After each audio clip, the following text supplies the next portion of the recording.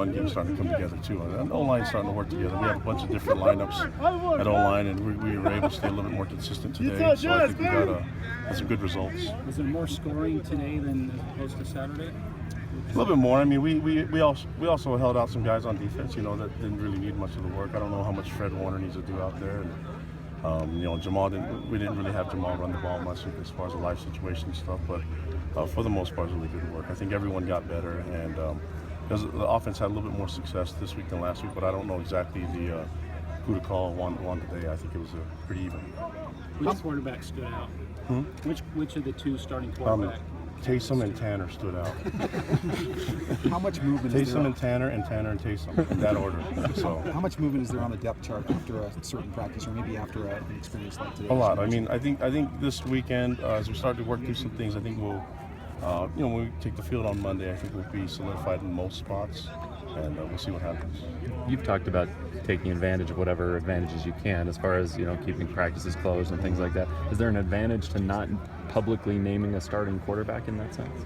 I think maybe, but I mean, maybe for Rich Rod it is, you know, but for us, that doesn't really. I think it'll be beneficial for us to have a starting quarterback announced as soon as we can, and hopefully we get that done in the next little bit. What's been your thoughts on Riley Burt so far? He's an explosive runner. You know, we need to get him more reps, and it's difficult to do that when you have Jamal and you know, Squally and Algie and you know, I know I'm forgetting somebody, and Trey. Those guys getting a lot of the reps. So I think he's a rep guy, and hopefully in the next few weeks he was able to get some reps today, and hopefully as we start getting further down the line next week should be a good day for him to solidify those second, third, and fourth running back spots. How is Harvey Longy's kind of experiment at defensive end? I don't know what you want to term it. Oh, the experiment is a success. I mean, I've been wanting to move into DN since I got here, and I think the timing just worked out well for us. And he's a bigger body, so I think that for him it just made sense to just eat freely and gain weight rather than, you know, fast and diet. So most people would rather take that, wouldn't we? So, yeah, so I think Harvey's no different than any of us, and I think that his skill off the edge is really vital for our defense to work well.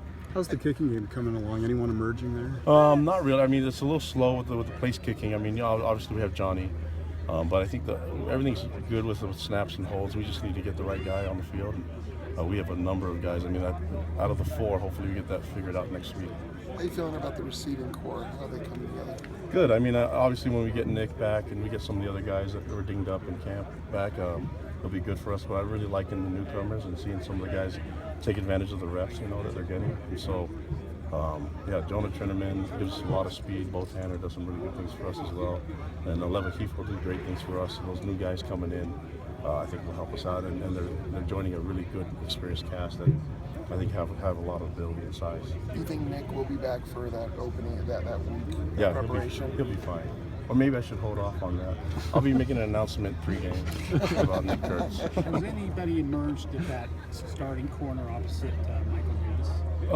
Well, the guys that are out there in the battle are basically Akile Davis, and then you have Troy Warner, Isaiah Armstrong, and Chris Wilcox. So I don't know. Out of those four names, we really feel good with the 4 or 5 corners that we have, and Brian Lake's in the mix as well. So, you know, we'll see which one emerges. It's like they have good days and bad days, and the most consistent guy will start the game.